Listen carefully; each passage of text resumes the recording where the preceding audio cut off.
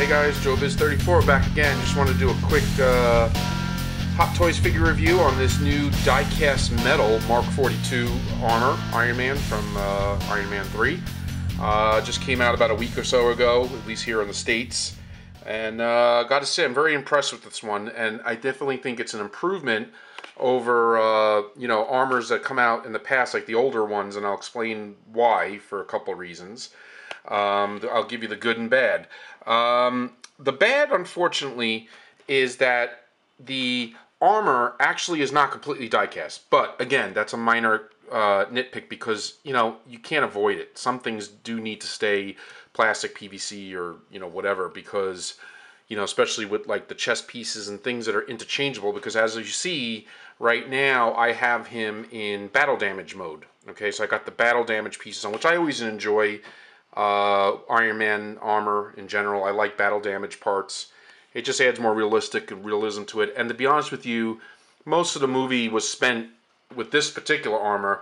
You know, most of the movie was spent showing this armor kind of beat up.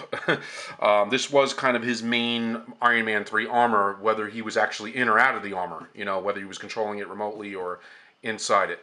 Now, the one improvement that I will say right now, although it still looks bright in the camera, the chest armor. I'm going to turn it off for a second. The first improvement is that the button for it is more easily accessible. Let me see if I can get in there and focus. Yeah, okay. You don't have to open the flap anymore. These flaps do still open, by the way. Let's see if I could do one-handed. See? Okay, so you still got beautiful chrome-looking metal armor underneath. It's very well painted, by the way. The presentation is really nice, but the switch is now here instead of under the flap. So the older armors, you always had to open this flap to get to the switch. With this, you don't. Okay, so the switch is right here, and there's the screw to put the batteries in. The batteries do not automatically come in with these die-cast Iron Man figures for whatever reason. But I guess that's better because it leaves the collector the choice. For the arms, the switches are still up here, by the forearm areas. So that's not much different, but it is an up and down motion as opposed to left to right. It's now like up and down. I don't remember if all the armors are like that. And again, you get your array of different fists and hands, and I have on the ones that you can articulate the fingers, which I think is the best. And the big improvement, like I said, is the light on the chest plate, because it's not so blinding. Because if you notice, with the older Iron Man figures, it always like had brighter light on the chest than the eyes and the mouth, for some reason. So I'm going to show you really quick how to get to the light on the. See, that's the bad part. That's a negative, because now it seems that you have to lift. You have to lift this piece off, and it does pop off rather easily once you get used to it. But if you don't know that, you know, you might have a little hard time. So you have to take the metal plate off, or this is not metal, by the way. This piece is not die-cast.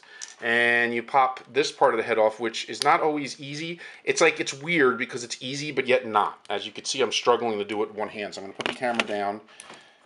Okay. And you're supposed to apply a little pressure to each side, and then it just basically comes right off. But it's hard to do with one hand. There are magnets. Now that raises the other big negative about the figure. The magnets to get inside the head, the batteries I mean, to get the batteries inside the head, you have to deal with these two magnets here, and it is near impossible. And what I ended up doing was using Scotch tape. Matt from Unmasked Collectibles, which I got this from, which I'll give him his shout out in a minute, he helped me figure out how to get the batteries in, and one thread we read using Scotch tape. Because it really fights with these magnets. So every time you're trying to put the battery in, the battery flies to the magnet to either left or right, making it near impossible. Okay, so it's really annoying to do that. So I'm going to put the so you can see when you're ready, you put this piece back on first. Okay, and then you put the faceplate over that. But I want to stop the video for a second and show you something. This is the box. Okay, which is very nice, and the box normally will slide open from this point here like that, and then inside the box is this piece, which is like basically like foam. Okay, and then if you open that up, Okay, and then inside here is all the other like accessories, the non-battle damage parts. Another nice plus now is they give you both battle damage and non-battle damage. This wrist that curves up, because people complain that you can't pose the hands because that wrist guard gets in the way, or the hand guard. Well, now they give you ones that will accommodate if you want to like pose the hand facing up. You could put these bad boys on, and you don't have a problem doing that. So that's another improvement. See, and here's the battle damage version of that. But I'm using the normal battle damage ones that, if you could see here, I'm using the battle damage ones that are not tilted up, okay, currently. And let me just make sure he doesn't fall, so I'm going to put the camera down again for a minute. Okay. Then you get the, the non-battle damage plate. Now, by default, he comes out of the box non-battle damaged, okay? So I swapped out all these parts, and with the help of Matt in the store, because we wanted to check them out, there's the non-battle damaged plate, okay? And the nice thing about this one is the plates are compatible with either head sculpt you use, whether it's just the purely light-up armor one, or if you want to use the Tony Stark one. Sculpt is excellent. Really looks like Tony Stark. You can see his battle damage wounds in there. See if I can zoom in closer here. So you can kind of get a good look there. You can see a little bit of blood hanging out there. And here's the nice thing. Obviously, you can't get the light-up eyes with that, but what you do here is you could just put the plate. The plate is magnetized, so you can either put it on him, so he does have the complete closed armor, okay, or you can have it sticking up like so, like he's got his head open like that. That's pretty cool, okay. So I'm going to stop this video for a second and show you more. I'll show you with the other head sculpt on. I'll be right back. Alright, so I'm switching some things around that I'm going to review, but before that I just wanted to give Matt his shout out. I did pick this figure up from him from Unmasked Collectibles. There's his card, that's his logo, and here's his information. Once again, great guy to deal with if you want to pick up stuff, locally. If you're in if I can zoom in and so you can see it. Come on. There we go. Okay, so 89 Main Street, Millburn, New Jersey, 07041. There's his phone number, there's his website and his Facebook and Twitter info. I do follow him on Facebook and Instagram as well. He's on. So, you can keep in touch and follow what he's getting in the store. And honestly, if you're nearby, if you're in the tri-state area and you can go to him, you save a little money. You save on shipping and, you could save on certain fees. And he charges a little less anyway, just like other online retailers do, like, if you buy it from them instead of straight from the source. And, so you save a little money, like I did on this guy. And, you also... There's him. I'll get into that other head sculpt in a minute. And he's a nice guy to deal with. So even if you want to deal with him online, or over the phone, whatever. He's just a good dealer to deal with to get this stuff. All right, back to the review. Okay, I switched to the head sculpt real quick, and rather than the futz doing it with the camera going, boring you guys, I figured I would just stop the film and restart since it was getting near that 10-minute mark anyway. So I don't want him to fall. I don't have him with the stand, and I'll explain that in a minute too, but I just got to adjust it. He does stand very well, by the way, on his own when you're not like messing with him every 5 minutes to do a review. So here he is with the helmet open. So that's pretty much the way you can keep him, see? And it works pretty good. And I kind of think that this look kind of goes well with the battle damage look. And again, this is mostly how he looked, through most of the film. They were very big on showing, continuously showing Tony Stark's face and Robert Downey Jr., and they wanted more Robert Downey Jr. and less time in the armor and more face time. So, whether he was in the armor or not, you basically saw a lot of his face. Now, basically, there's you got to read the pamphlet because they give you a lot of tricks about how to, articulate, maneuver this guy because it is die-cast. Mainly from the waist down is all die-cast. The legs are the biggest part of this figure that's die-cast, and there is weight to this guy. There is die-cast like here in the chest and underneath the chest plate and stuff, spread out. But from the waist down, it's pretty much all die-cast, and that's where most of the weight is. But like, for example, you see how like these things here by the hip pop out, and you're supposed to lift them up, okay? And when you lift them up, okay, that's when you are free to articulate the legs and change the position of the legs so you don't scratch or damage anything. And then when you're done, you pop these back down. Okay, so that's one little trick. And of course in the back, they still have like the little things that flare up. See, you got that can open and close. And these little just nuances that you want to do. Like, for example, also on the arm, I don't know if it's hard to kind of see on camera, but the arm sockets push in and out. So you want to make sure you push the arm socket out before you kind of change the position of the arm if you're going to lift them up or down. So like right now, you can't really lift the arm up. Okay, now I'm going to put the camera down for a second.